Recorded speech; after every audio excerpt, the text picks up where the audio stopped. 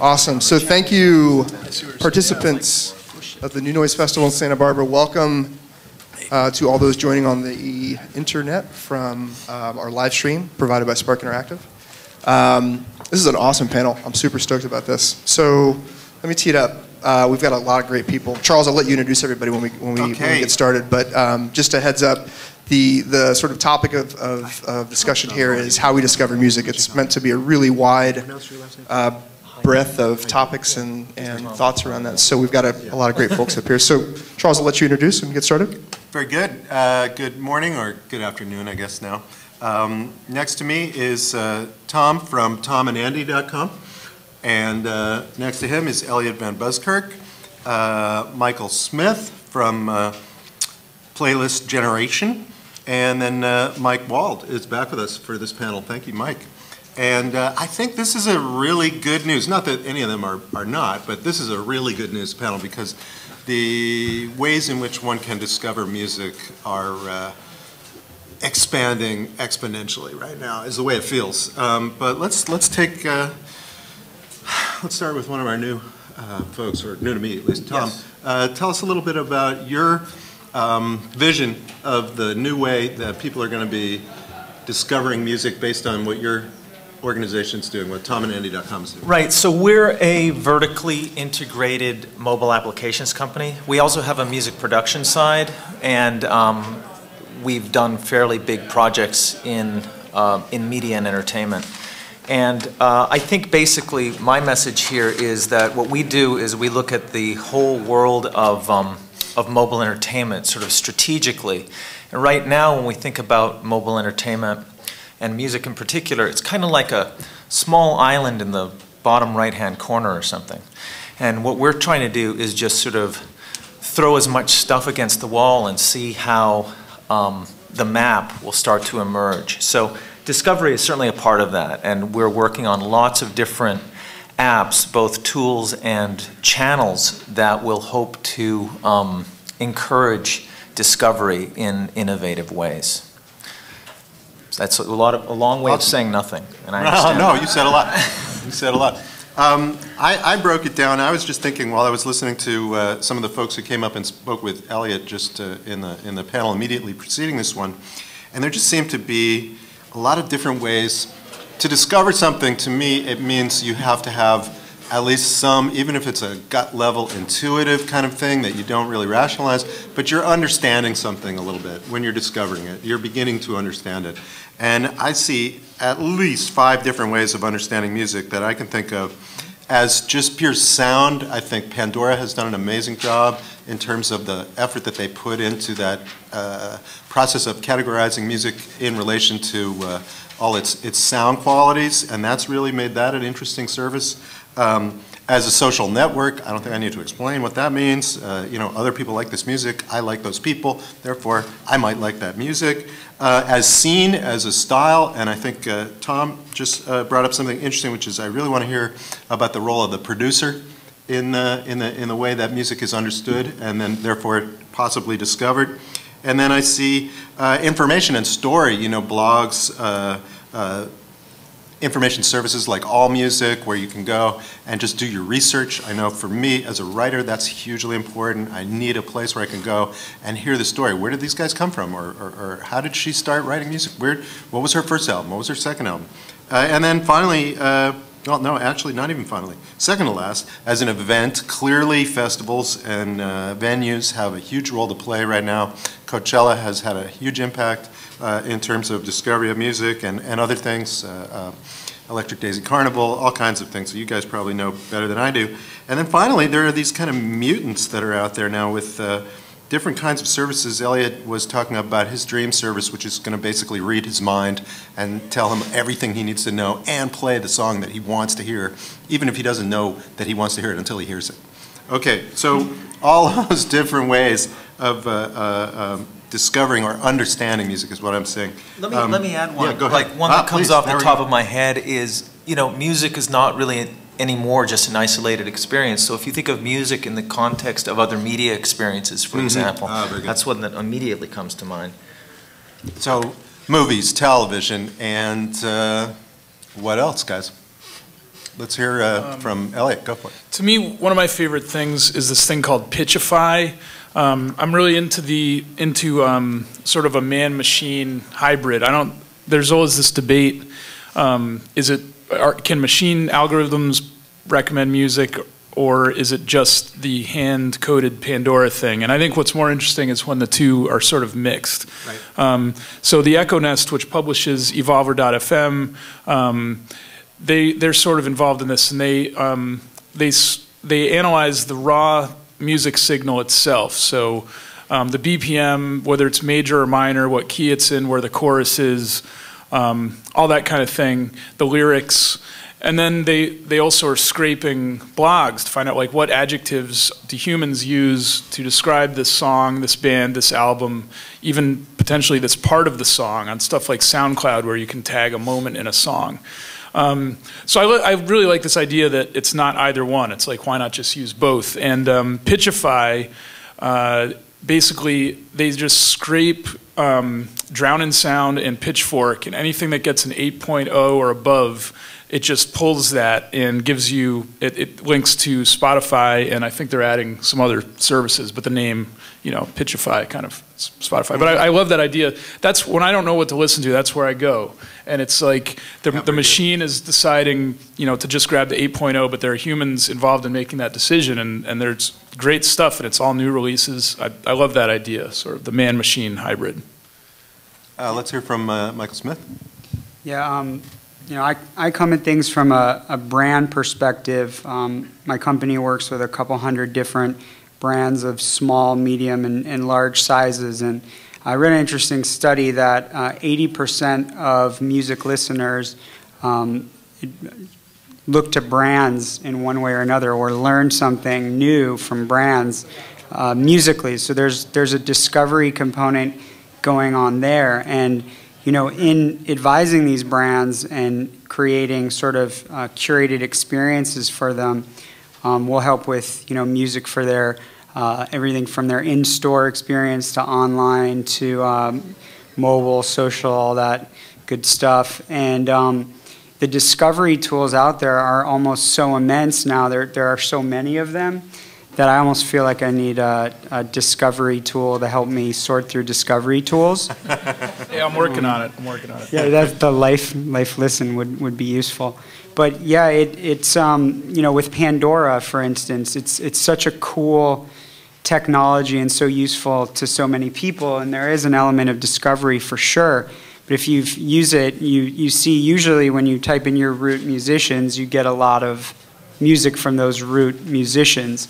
You do get some discovery, which is great, but Echo Nest is fascinating as well because of how they use sort of a mechanicalized artificial intelligence version of Pandora, and I haven't gotten to play a lot with that because it's not as at least from a commercial standpoint. I know it's linked into other products, but I haven't gotten to play with it. But it's really getting experts and top curators to guide you through an experience of discovery. Like Spotify has all your friends there and you can hear what they're hearing, but I look at my Facebook wall and a lot of it's not very good.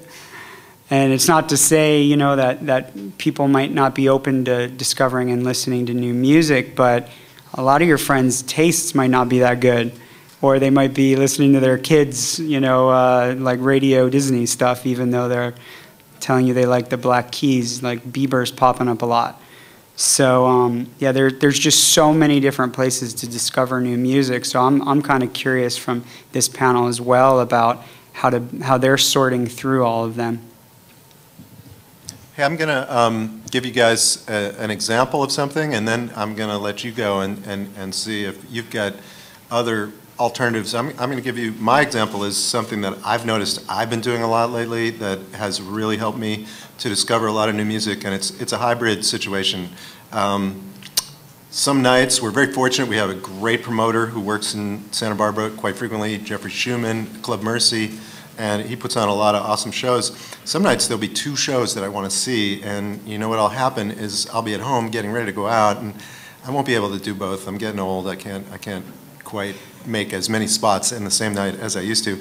And what I will do is I'll set up a concert of the band that, you know, I might not see that night.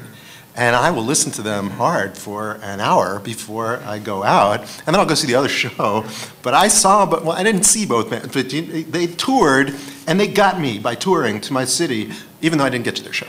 Do you follow what I'm saying? So there's like one example is that I will frequently, and I think it's partly because it's my job to know who's playing in town, but I'll do my research, and this has a lot to do with the availability.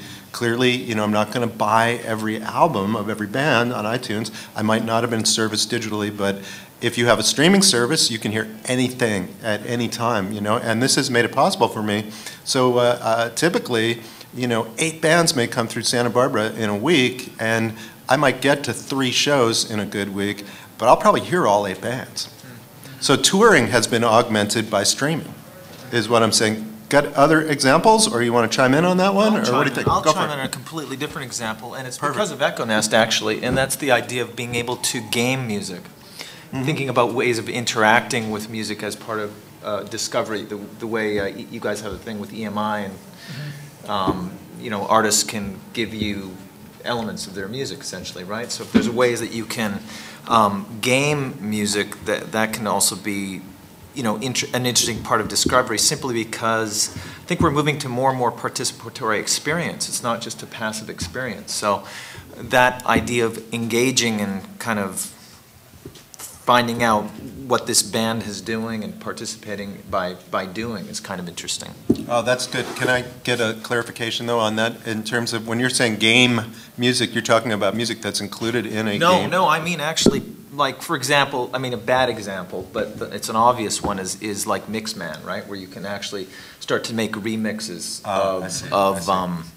of what, you know, of tracks that have been made available to consumers. Yeah, So, go ahead. Deadmau5, who's playing tonight, I interviewed him at South by Southwest. Are we allowed to say the name of other festivals? Of I don't know. But I interviewed him after his gig, and first of all, that dude's pupils are like bigger than his eyes, but that's a different story. But he was the first one that I saw that released music as a remix app. So you get you see the waveforms on either side of the screen, and you can sort of toggle between from one track to the other and do filtered cuts and, you know, tweak the tempos and switch in the middle of the song from one to the next.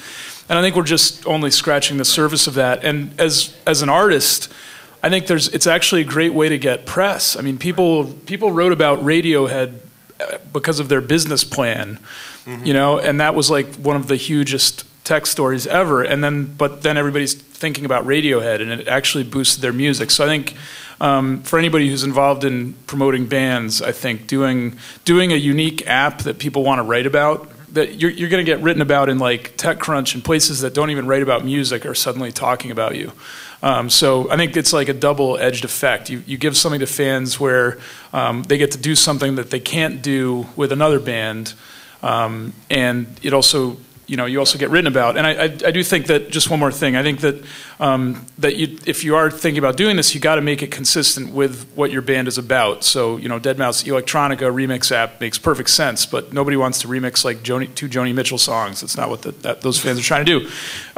There's this band, The Ferocious Few, who's in San Francisco, and they're known for, it's basically one guy, but he's known for just popping up in locations. Like, he'll just suddenly be playing a show on a street corner or in a mall or whatever. And so his app is like an augmented reality app, and it does that in your living room or wherever you are. So that's thematically consistent with the way he does his thing anyway. So I think that's the important thing, is you don't want to just do something just to do it. It's got to resonate with what the band's about anyway. So Yeah, that's a good, oh, go ahead. No, I was just going to add, we're just finishing an app with Wes Borland from Limp Bizkit and Nine Inch Nails and Marilyn Manson. It's just a very simple.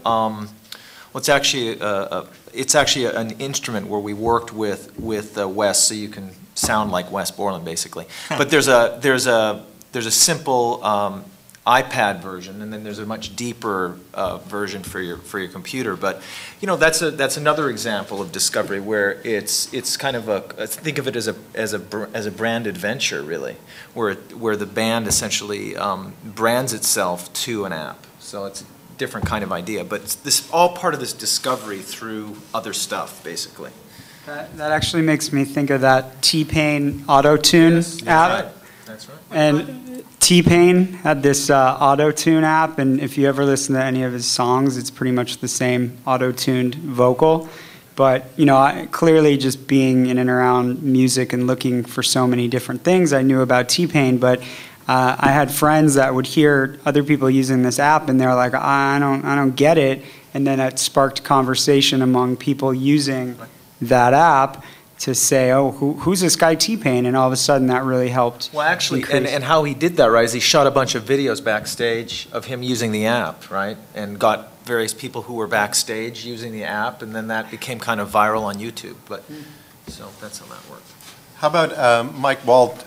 Maybe you can give us an idea about how this works when you do some artist development, right? Absolutely. And talk about a little bit, how do you steer an artist, let's say a younger artist that is still growing their fan base, how do you steer them in this world of all these different options? Well, there's always been sort of a consistency that we talk about sort of new marketing technique versus old. And there's always that idea that you want to sell your brand in a lot of ways by who you also sound like. And I remember making punk rock posters for bands, 15 years ago, and you basically would say that they sound like Face to Face or No Use for a Name, and you'd identify sort of things that people will tie into. And it happens very similarly. You see that sort of on systems like Pandora and such, that you want to be in those popular channels, and that you want to, when someone puts in the white stripes, you want to show up in there, because if that's the market you're going for, and that's the sound that you have, you want to be showing up in that playlist. And so, and sometimes with the young artists, it's tough because they want to make their own sound, but they sort of are ending up sounding a lot influenced by who they listen to on a daily. So it is sort of that hard line where maybe you're not, some people want to be the next Tom Waits and sound in and of themselves as a unique sound, and then some bands are trying to go in that genre where they know that I'm a singer-songwriter, I'm going to sound like, every other singer-songwriter, but I have some good quality songs, so I'm going to try to get in that grouping. I think that going back to the technology aspect of it, that with social playlisting sort of just in its baby stages right now, that we're really just starting to see what will happen as that blows up. Because you were talking about how it's a low-tech methodology, that you hear about a band and then you go and listen to them and search for them. And that otherwise you're plugging into a system like Pandora, which isn't really a social system right now.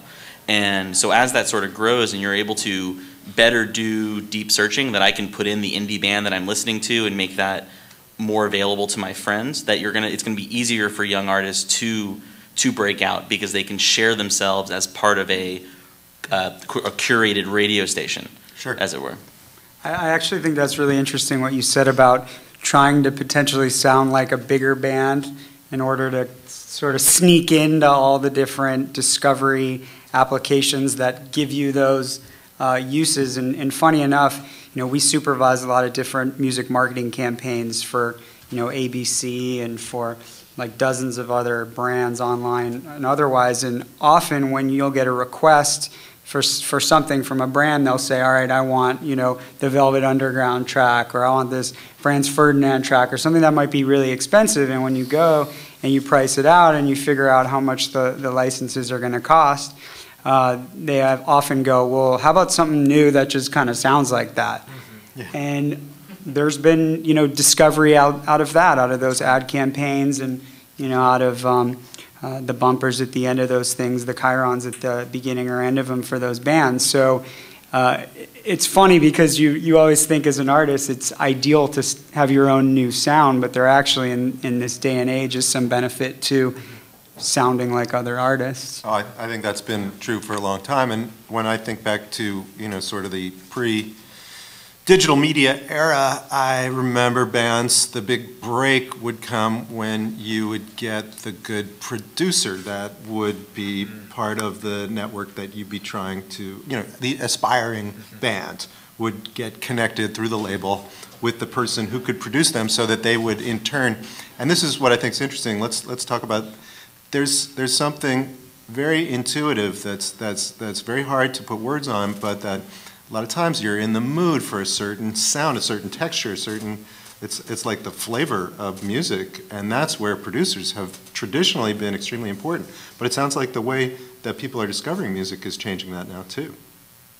That like, they want a Velvet Underground song, but then you say, oh, well, that's going to be really expensive, but there's another band that answers that same yen for that same kind of vibe, or whatever you want to call it.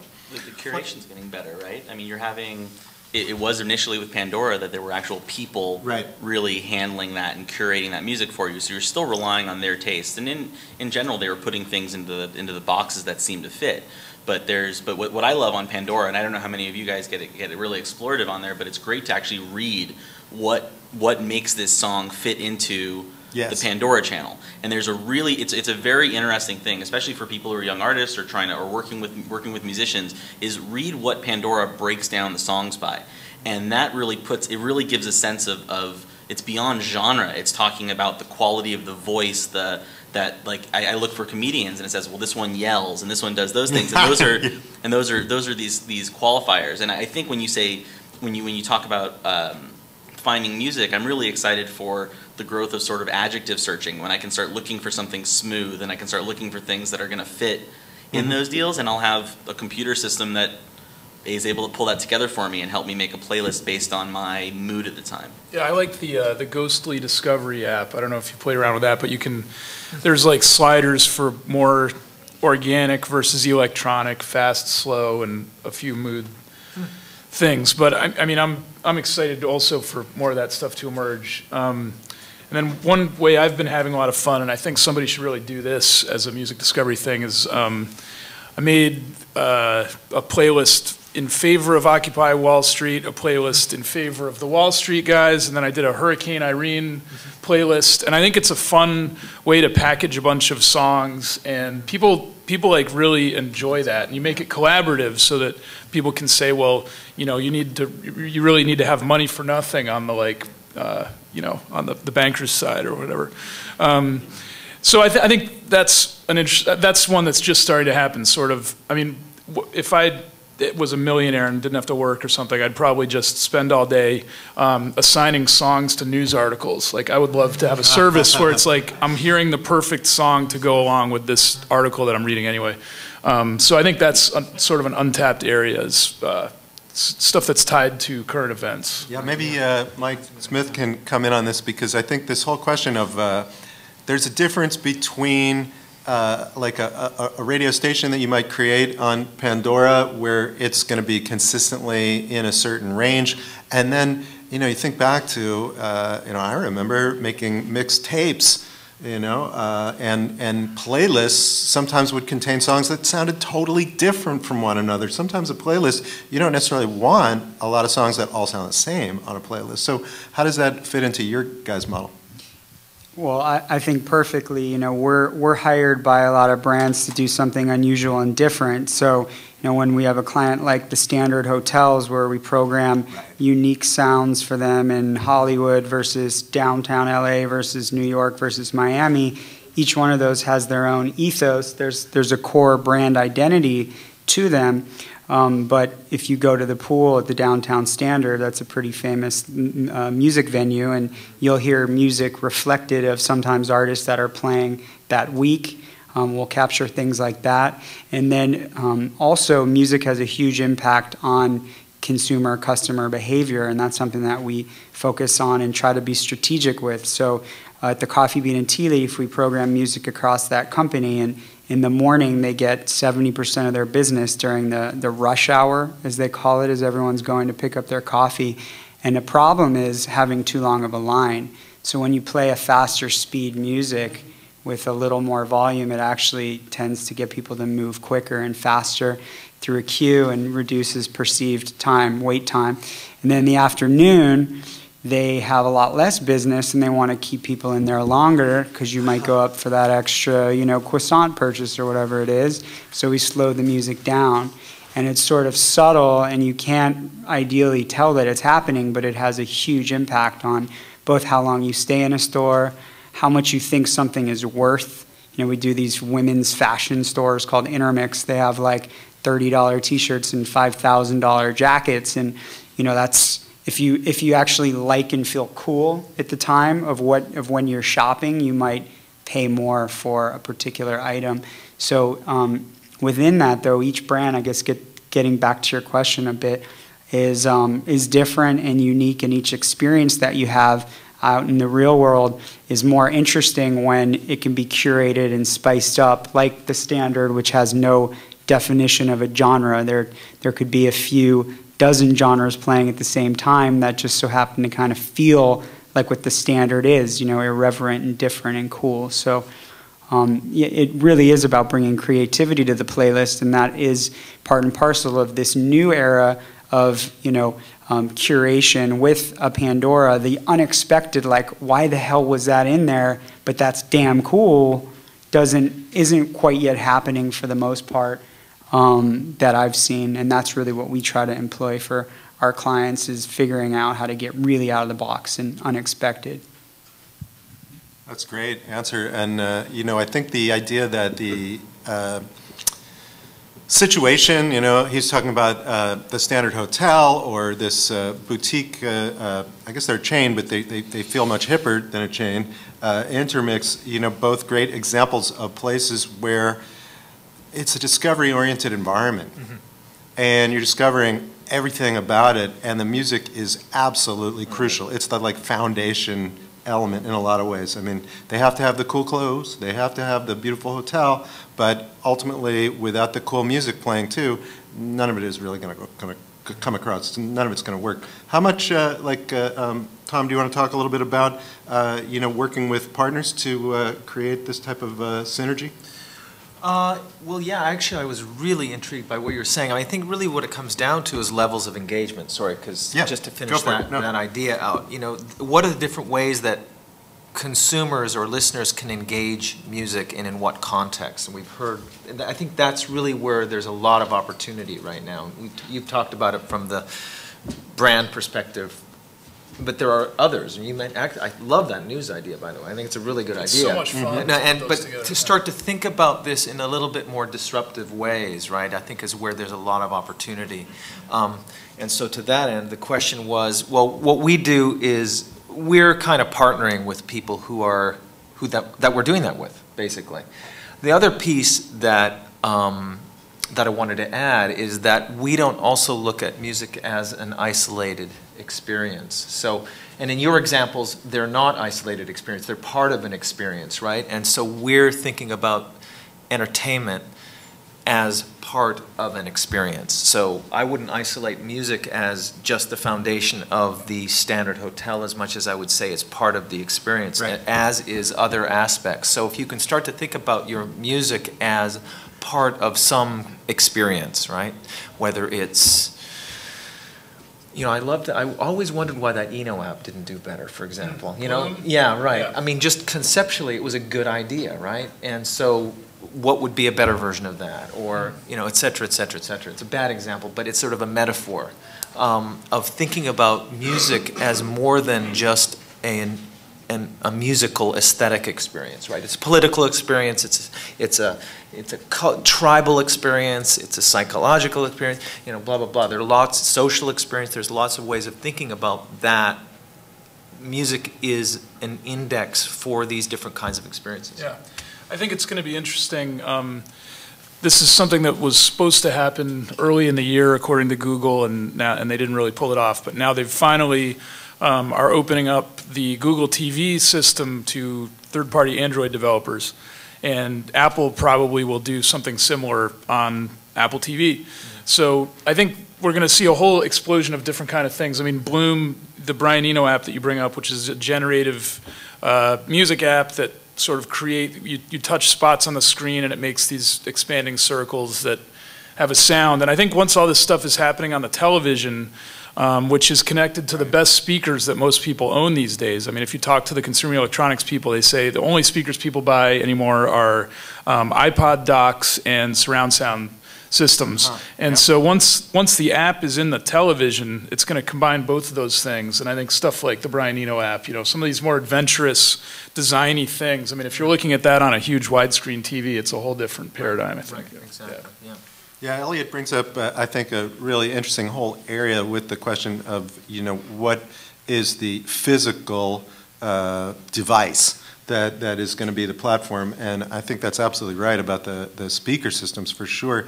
But I have a personal sort of issue with the migration towards something like Pandora, where I'll listen and I'll be really liking some new song, but if I'm not close enough to see that screen, and if I'm not typically I'm using my phone to run it through my surround sound system that's attached to my television, and it's not showing up on my television, so I can't see it from across the room, I can miss who a song was, and it can be the only really new song in a Pandora playlist because the radio announcer is dead. They're gone. And you can't hit back on these Correct, programs correct. either. Well, you need Last.fm, and you need to be connected into a service that actually records what you're doing. We have, I have a Sonos system in my house, and everyone's jumping through different tracks, but we're recording our house's play schedule, our play history through Last.fm. So I can go back there and I can approximate the time of when I was listening to something and go back through it. But I do agree with you that when I listen often on my phone through Pandora, I end up taking a screenshot within my iPhone as the only way to remember what the track is, because there's not an easy way to recall that. And I think that's again goes back to sort of the social playlisting system, that it isn't quite there yet. Right now they've gotten all the licenses, and really it's been a focus issue that these things are all relatively new. And the focus of all these companies has been getting the licensing deals in place to break the old record model system of not sharing the music out there for a small price or for free as Pandora is. So now that we're actually past that point, the next step is, okay, now how do I get that song, buy it directly through the app, and get there? But I think that's going to be what 2012 is all about, is really that monetization process, because they already have all the streaming. Okay, now how do we make it social and profitable? tracking so that people don't lose the content, the knowledge of what the content is that they just discovered. You'll see ticket sales through those applications very, very soon. I think it looks like we're ready it's to- also engagement, which goes back to what you brought up, and it's Pandora is, I look at it almost as a set it and forget it. It's just kind of, you know what you want to feel like and what might be right for your party or just what you're working to and feeling like. But it's almost, you don't, for the most part, really care. The general consumer, I think they just kind of tend to set it and forget it, and they don't remember, and that little bit of discovery doesn't easily happen. So that is a big issue about how to create that relevance, and that will be the challenge for some of the social playlisting that you're talking about. It's just there's too much. There's too many things out there. So how do you filter them down to what's useful to you? And we care about music discovery, but the general audience waits for that discovery to kind of come to them through more either mass channels or sort of these things like Pandora that feel kind of mass, your own personalized radio station, if you will. So it is about creating that relevance.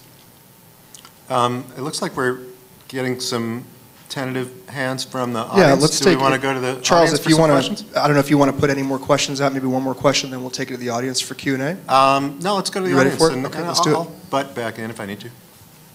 Go for it. Yeah, thank you.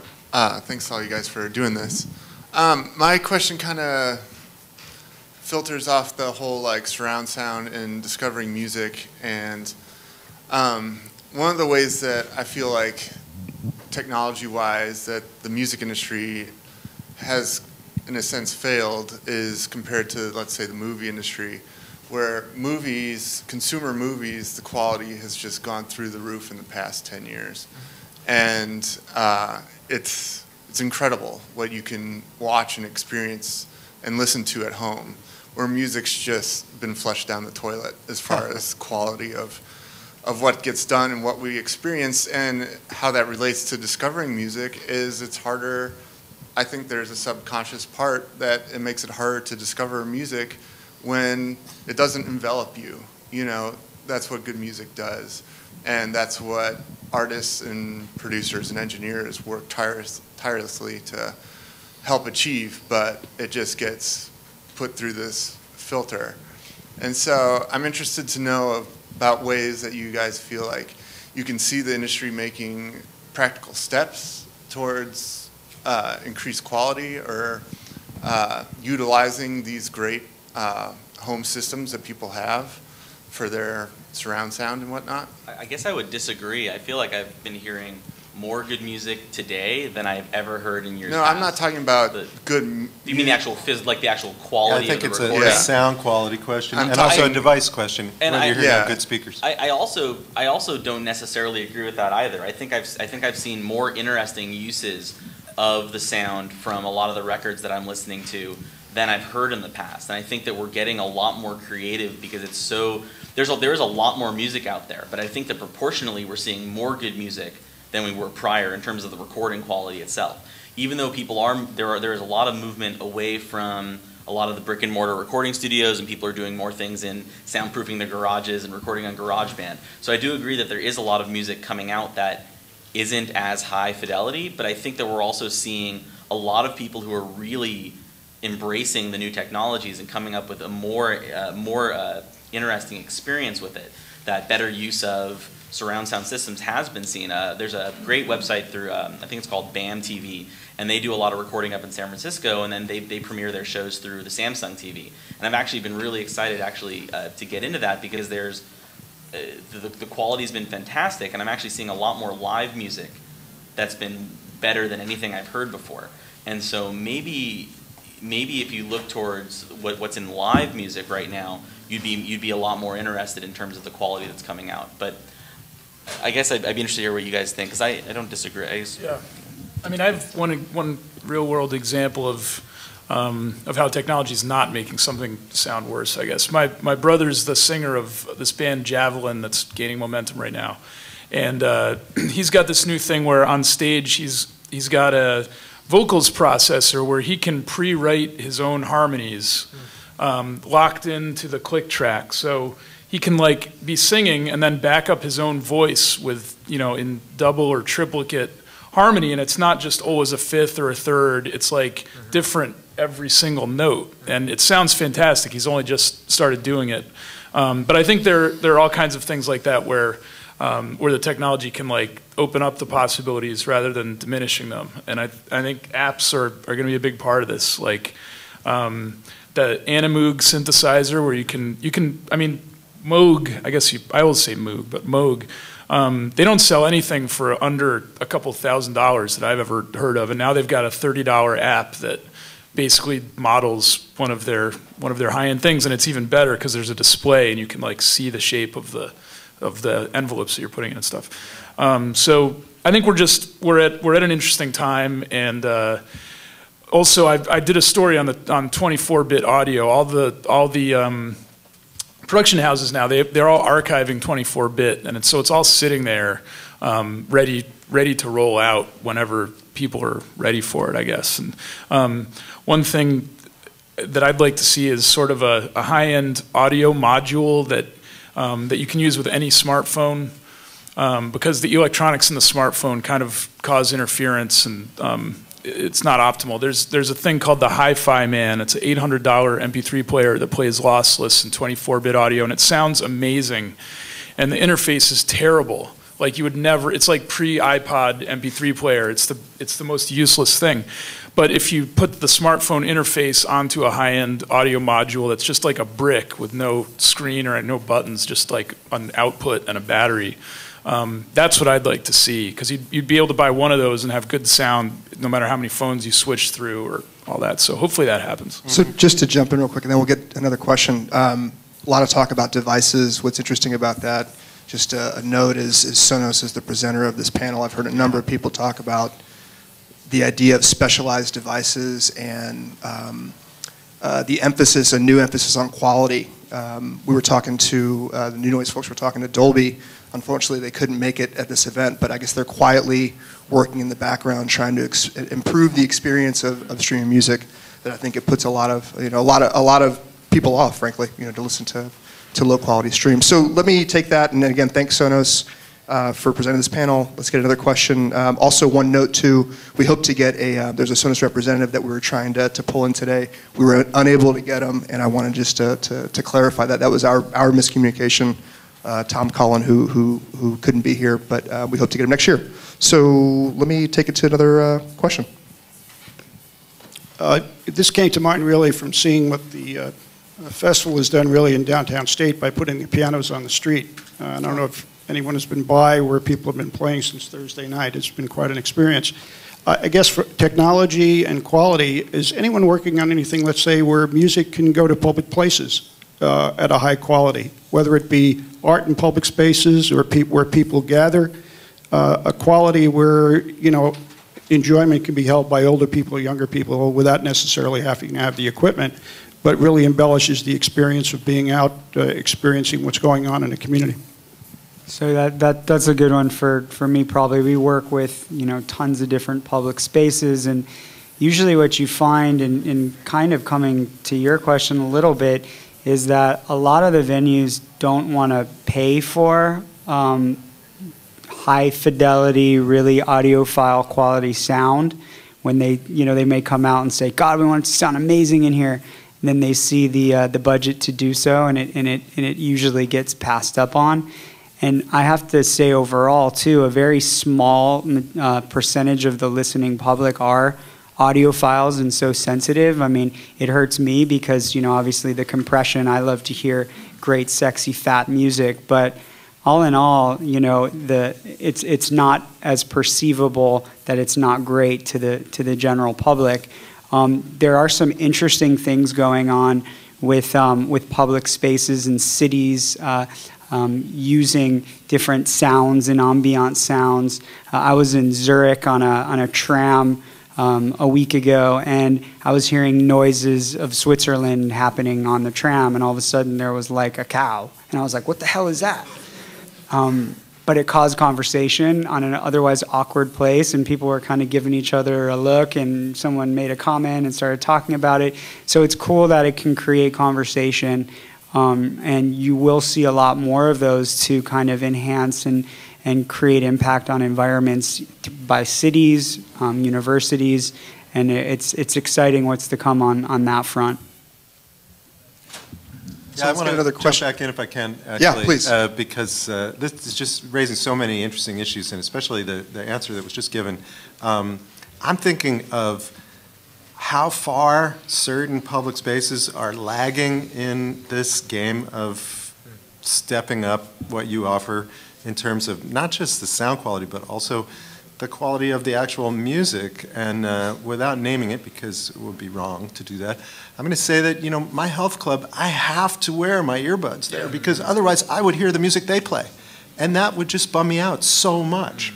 Are we going to see more? I think we already are seeing more adaptation, you know, because like the music in Coffee Bean and Tea Leaf is good, and we really don't have any reason to expect that, other than that you guys are involved. Well, but go ahead, Elliot. Yeah, I think the answer to this is, I mean, the good music is music that somebody thinks is good. I mean, there is no objective. Although I guess people agree on the Beatles. But there still is the equivalent of Muzak out there. Right, and one of the most interesting things I'm seeing these days, there's this app, this is a Facebook developer's side gig. He made this thing called Crowd Juke, and I've seen a bunch of this stuff at Music Hack Days where a venue just reflects people's preferences based on who's there. So you check in on Foursquare, Facebook, and everybody who does that, it grabs all their likes and what they've been listening to on, you know, Mog and Spotify and everything. And like, that's the music that plays. So, you know, your health club would be, you know, you'd have a voice in that. And I think this is really going to take off, and it encourages people to market the location that they're at, because you can't affect the listening environment without checking in and letting all your friends know that you're there. Right. So the venue gets something out of it, and the people obviously are going to enjoy the music more because it's like reading their minds. It actually is music that they want to hear instead of this lowest common denominator stuff that is just so old time right now. I mean, there's just such a huge gap between you know, going in and being in the lobby of the Standard Hotel and being in, you know, some health club where the music is just the worst old music that you'd never want to hear. Interesting. The other thing that's coming up, and we want to go back to the audience, is this whole, I want to, I think, make a distinction between what Mike Wald was talking about, which is that I think production values have increased at an incredible rate over the last few years because of the digital tools that are available and the way that that's driven the cost down of having really good production. I also think artists have become educated by all the music that's available, and I hear, you know, very young musicians and groups now who just sound fantastic. You know, they sound like mid-career artists because at 15 or 16, they've just heard so much more music and they know so much more about these things. All of that stuff though, but then you go to the other side and I look around and I see everybody listening on the earbuds that came with their iPhone, and you know that the main connection for most people now to their music is the jack in the iPhone. That's got to be the weak link in this whole thing. So there's two things going on. One is the quality of the music itself as it's produced by the artist, but then there's this whole question of the playback. So I don't know, I just wanted to clarify those two aspects of the same issue. I think that's great that you bring that up, especially where the artist fits in. So let's hear from an artist. This is Valerie Mulberry. You want to? Yeah, hi. Yeah, my question is more from the perspective of a musician trying to get their music out there in a format that can pay for them. So I'm wondering, is there an app or a place that we can go buy an app if we have an idea for one that can be put on, you know, for example, Facebook or something that people, because I have an idea that, you know, I think people would buy this certain thing if it, you know, and they could personalize it for them. And I could tell you what it is, but I don't want to exactly right now. You have to. I think that's a great question because, you know, Elliot's been writing a lot about this, is artists packaging their content as an app. And, you know, you see something like Bjork putting out Biophilia, which is staffed by, I'm sure, no less than 10 or 20 really smart people full-time for some amount of time. For an artist like Valerie, you know, there are ways to get your songs out there on Facebook, Reverb Nation, Reverb Music, all great examples. There's no app framework for artists yet. So I'd love to hear sort of, as Valerie's question, what do you guys think about that? Yeah, I mean, I think you have to pitch probably to app companies that are pointed in that direction and see if they'd be receptive to that. And there are obviously many different ways you can cut deals, with rev shares on the back end or pay people up front, etc. And there's a lot of app companies out there. The problem is that when you start to look at the landscape of app companies, because the apps are generally really, really shallow, the app companies tend to not have very deep core competencies. So you just have to do your research.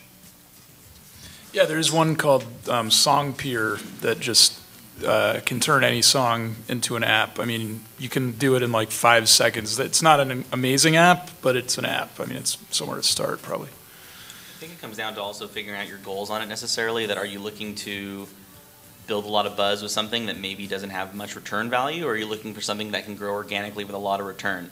And I had a conversation last night with a few guys that was really interesting, where we were sort of discussing the differences, because there's something like when you look at Root Music, which is all about return and organic growth, as opposed to something through like Wildfire that are more of these campaign focused ideas where it's this single focus, and it may not have the same, may not even have any return. You might get a very big conversion rate initially, but it might not make moves. So part of it is really figuring out what you want to do with the app. And then I think that the way things are right now, there's so many different Facebook companies, and the way that Facebook's been opening up their system, I would say start by going to City College or someplace like that and find some young developers who want to work on something with you, you know, for some points on the project or rev share, and you'll probably find something. I get emails all the time from young developers that are looking to work on projects, especially in things like music and entertainment.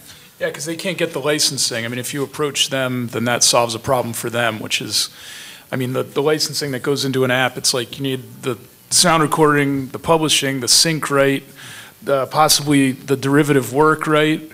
So it's like a nightmare for them, and they don't have lawyers and all that. They can't get meetings to get the licensing. So I think that's a promising thing. If you just approach them, that solves a problem for them. They can really work with your music without getting a lawyer that they can't afford. I love the idea that now the artist has to write applications and figure out app development now, in addition to playing music, booking tours. Well, I also just wanted to comment about, because we've all been talking about how much better the quality is, and it really reminds me of this book by Jacques Attali, who used to be the economic advisor to Francois Mitterrand and the French government. He wrote a book called The Noise, the Political Economy of Music. And I actually feel like things are both getting better and worse. It really reminds me of energy, for example. Like, is music feels like music is oftentimes like pollution, like there's so much of it.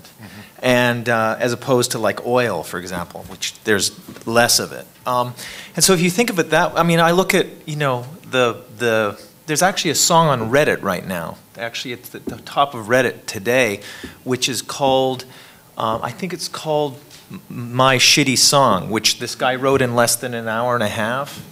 And he shot a video and did the whole thing in an hour and a half, and it's at the top of Reddit. And now people are wondering, well, gee, I wonder if people are actually going to pick it up and buy it, and then how does that reflect on the music industry, and et cetera, et cetera. So I think the barriers to entry are so much lower that, you know, there's a positive and negative to that. And I'm not sure what it means, but I think it's a reflection of our culture. So let's take that and try to wrap up. The next panel that we have actually is, it's about these music app startups and what it takes. Tom is going to grace us on that panel as well. So thank you, panelists. Really appreciate it. Participants, it's been great to have you. Again, thank you from Sonos for presenting this panel. Let's break for lunch. We'll be back here at 2 o'clock. They're so good.